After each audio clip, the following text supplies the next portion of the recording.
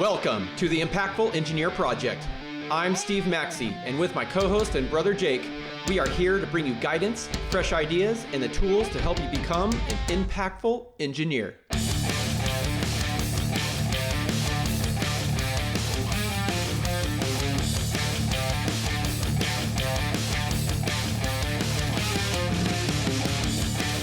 Welcome to the Impactful Engineer, where we do what, Steve? We impact other engineers. Oh, man. Okay, scratch that. Yeah, we'll include it probably. We're just in a mood today. Okay. Yeah, no. Welcome to the Impactful Engineer, where we try to help you with your career. I can't That's even very do robotic this, of you, buddy. I can't do it. This is the Impactful Engineer podcast. We think we have things to say that will help you in your career. Please listen and choose to implement if you think it'll help. Yeah. We think it will, based on our experience. And who we are, right? So my name is Steve Maxey. I'm a mechanical engineering product manager in product development. And you, Jacob, who are you? I am Jake Maxey. I own and operate NLS Engineering. That's in the AEC industry. And that's who we are. Yeah, those are our creds. Nice. All right, this podcast has a few episode types. So one, Steve and I will get on here like today and we'll share a topic and hopefully give you some good stuff to take away and implement in your own career. Two, we'll have solo episodes where we bring something individually to the podcast, and it's usually a shorter episode that just kind of gets down and straight to the point, mainly because the other counterpart is not here, so we're not messing around. Good stuff from those two. And then our favorite, or at least my favorite, we bring on a guest. Long form type episode, usually an hour. These guests are just wholly phenomenal, experienced and can bring things that you would never think to consider as you move through your career. So look forward to those. Yeah. I'm running the show today, Steve. You are, and that's why it's so good. I do want to say the thing about our podcast is that we are very conversational. You know, we don't do big time script of all these specific questions. We have like 2 random questions that we always ask for our guests, but other than that, it's just we have a little intro and then we just have a conversation and we try to pull our perspectives from our own careers and those of our guests when we have them to hopefully impact the greater engineering community. So I think that's kind of my little spiel. Love it. Yep. And we don't always get the intro completely correct, like today, which is the fun part of it. Okay, diving in real quick, Steve. I want this one to be short, impactful. Let's just get to it. So we've talked about ego before, right? But we've talked about it in a way that, it can get in your own way and how it pairs with humility and all this stuff. I want to go into a direction very specific. And that's when you're on a team and dealing with the ego of the project manager or whoever's in the lead spot for the project. Okay. Okay. Insert whoever that is in your industry. You know who that person would be typically. And I just want to give a quick short story about how I've experienced this ego getting in the way. And there's many other terms and words and behaviors underneath ego that build up to this amorphous idea. I don't even know how to freaking define ego, but you kind of get, when I say that word, you kind of get it, and hopefully the story clears it up. And then there'll be a lesson at the end to take out of this. So, story time, Jake's story time. I've worked for a company where this has been a big problem, and the exact story is me and another engineer. So I was in the electrical engineering seat. We had a mechanical engineer. We're working on a fairly large project, complex HVAC systems, new service. We're doing what we're good at. We're 10-year engineers at this point. We're getting things done. We're PEs. We're figuring it out. We're working with a drafting department. We're getting things generated, but also steering the ship and asking the right questions and putting things in place. We're kind of just gelling, right? But every project has a project manager, and project managers are there for a reason, to help you steer the ship too, which is great. All right. Me and this other person are relatively new to the company. It might be our second job that we've done together. We get called into a meeting with like 5 minutes notice, which is okay. You know, that happens. Must be really important and urgent because we're getting called into a meeting super, super quick. Okay, cool. All right. 5 minutes goes by. We're in the room, right? And we don't have materials or drawings or anything because it was a 5-minute notice thing. We're just like, all right, it's going to be verbal. We're kind of assuming what the meeting's going to be about. The very first thing is, why aren't you prepared? And I'm like, in my mind, I'm like, prepared for what? Yeah, Joker, you gave us 5 minutes. What do you want us to do? But that was just the start of it. I'm like, I can let that go. Yeah, we're unprepared. That's great, but tell us what you want to talk about. Let's do it. And it was just this meeting of going around the table, beating everyone up about what the expectations were that were uncommunicated to us on the project and how we weren't meeting them. This is how, proceeded to tell us, each of us, even though this person is not credentialed in either of our disciplines, but has been around for a long time. Okay, great. Telling us how we should do it. What was wrong with the current set, even though they had an old set that was like a week old, and we'd made strides since then. But anyway, killing us, burying us. This is how I would have done it. I don't know what you're thinking. Lots of the stuff that just comes out is like, whoa, whoa, whoa, whoa. What are we even doing in here? Right? What is the purpose of this? Well, the purpose of it is for the big dog to come in and tell the little dogs how they fucked up. And here comes big dog and tell you how you need to do it right. Because this person needed to be right, needed to be the one in the seat. There's a reason he's the PM and principal of the company, one of them, right? There's a reason for all that. And stripping back the face value of what we're receiving. This person's been on the planet for a long time. They've been taught by certain people that probably have the same attitude for whatever the reason. The reasons don't matter, but that's like some of the backup, ran us into the ground. Not motivated to do the work anymore. Why are we even here? We went into the meeting thinking we're doing great, which we were, and just got smashed. And we're like, okay, so what this means in our brain is that we do all this great work. It means fucking nothing. And here's how you're actually going to do it, which is actually really close to the way that we were going to do it. And if you would have just listened to a little bit of the context that we had about where we've gone and what the goals are, then it could have aligned. But you weren't seeking alignment. You were seeking, I'm the big dog, and you listen. So you'll run into these people, okay? And I would say my first reaction is, yeah, go ahead and go jump yourself off a cliff, bro. Don't care. My ego started flaring, right? So, It's very easy and to I'm do. not going to accept this behavior from anybody, right? And so it's just non-conducive to a good team atmosphere, right? And then there's certain people in the room that were just like, oh, yeah, okay, really sorry about that. And me and this other engineer are like, this is the dumbest thing I've ever heard. Why do we talk to each other this way? Let's be professional. So there's a mixed bag in the room, right? But here's the lesson. So take from that what you will. It is a one-sided story because I'm the only one that owns it.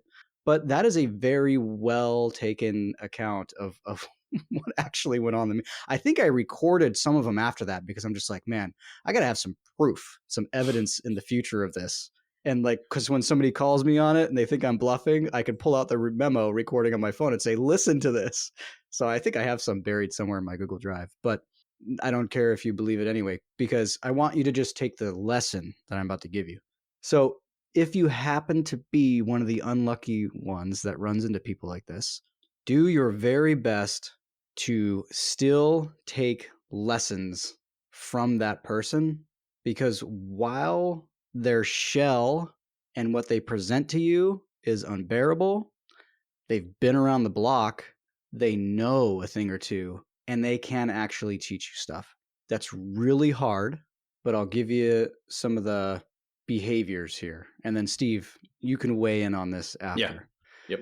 So like I described, the project's moving on. We're experienced. We know what's going on. We get beat down. Okay. This is the cost of needing to be right by the other person. I would say that most people agree. And if I was to frame it up so that the lesson is a little more punchy, if you're always the smartest person in the room and you need control, you're not going to be adding to the team's capacity to get work done now or in the future at all. You're going to demotivate them big time. So what you're really doing by utilizing this behavior is you're decreasing the team's capacity to get work done, and then it's just going to spiral from there. So you're going to turn high performers like me and this other engineer were into basically silent spectators. So the next meeting you call, we're just going to come in and go, here we go again. And we're just going to listen and go, yep, you're right. Because whatever you think is true. So great. What would you like from us? We're going to just sit on the sideline. Yeah. Yeah, go ahead.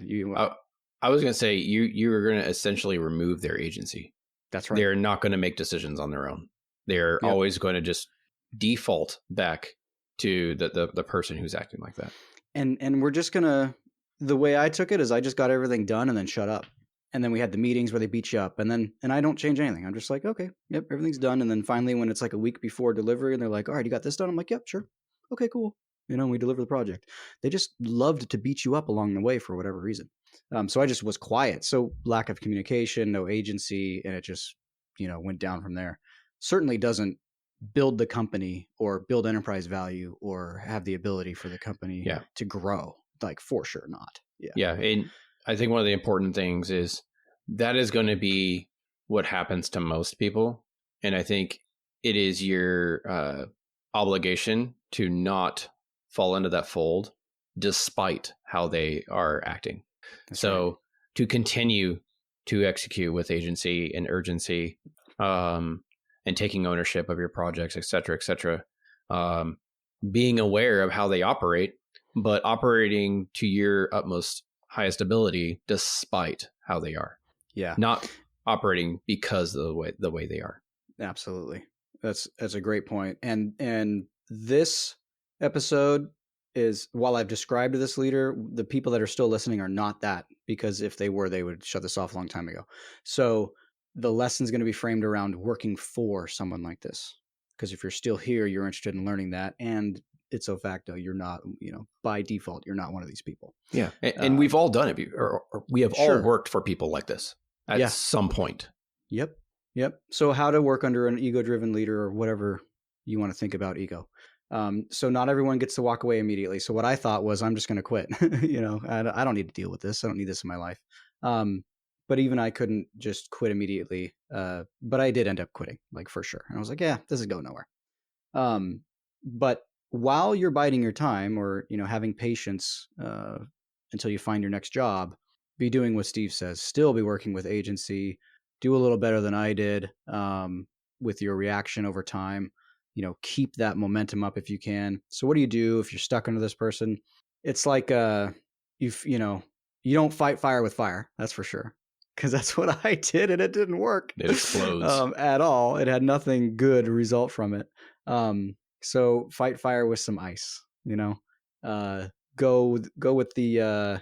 I thought of a song, and it probably doesn't have anything to do with it, but it's like the blue on black. It's like whisper on a scream. It's like subtly start inserting things without meeting the MO of them, is what I'm really trying to say. So screaming at screaming is not good. Fire with fire is not good.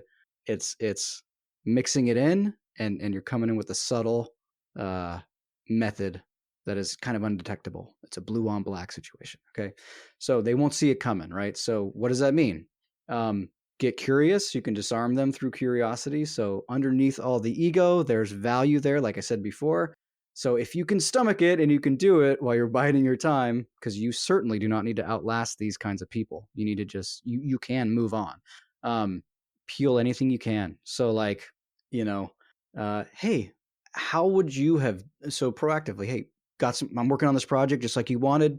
How would you approach this certain design aspect? I know you feel strongly about these areas.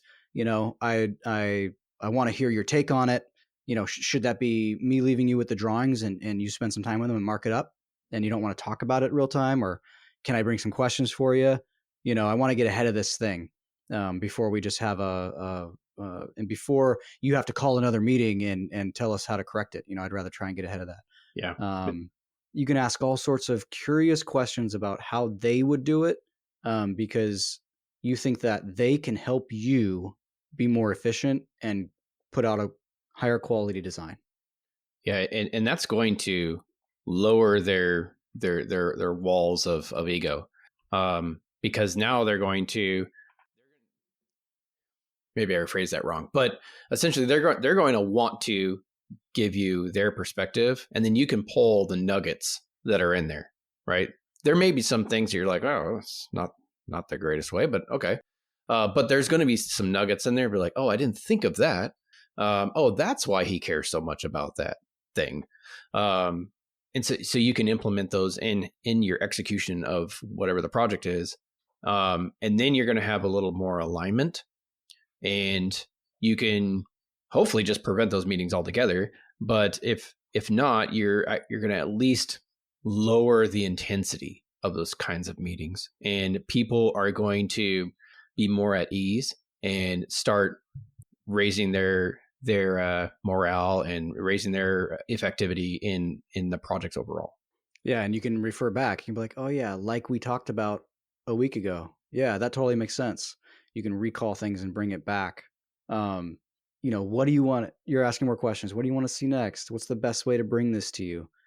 Stuff like that. The benefit will outweigh the kind of like swallowing of your pride, I guess. I don't know how to say it, but like, yeah, you're not turning the cheek. You're not turning the cheek. I want to make sure that yeah, I want to make sure people don't think of it that way. Yes, you're not turning the cheek. What you're doing is the punch is being thrown, and you're just taking it and kind of deflecting a little bit away, and then utilizing that energy to hit what you need to hit, right? So you're not just turning the cheek and just letting it hit you. So I know that's probably a terrible analogy, but yeah, and you're not fielding it. You're not tossing it. You're not catching it and tossing it right back. Mm-hmm. Right. Yeah. You're not in this endless volley of, you don't have to catch it. So, and don't, and try not to take it personally. I'm trying to like build awareness around the situation you're actually in, and that there's an accountable and ownership way of looking at this to benefit the relationship, even though it's it kind of less than sucks ideal anyway. Yeah. So that's it. Really, I wanted to bring awareness around, hey, sometimes, and I can't be alone on it. I know I'm not a unique snowflake. I'm not special. So therefore, there has to be other people out there that feel this way too. So I just want to bring awareness around it, just in case you're that type of person. And you can always switch jobs. But in the meantime, there's some pretty good things I took away from that person, just to be honest. That I'm like, damn, I actually never thought of it that way. And that's actually really good. And this is how that's going to help me moving forward. The way I deliver, it's going to be way different, but it's going to help me in the end. Yeah. No, I love that. So as always, if you learn something, if you have that person that's ready to just throw down when somebody's flaring up at them like that, send this episode to them. Share the show. It's the only way it grows, and it's the only way we can continue to, in our attempt to be impactful to the engineering community.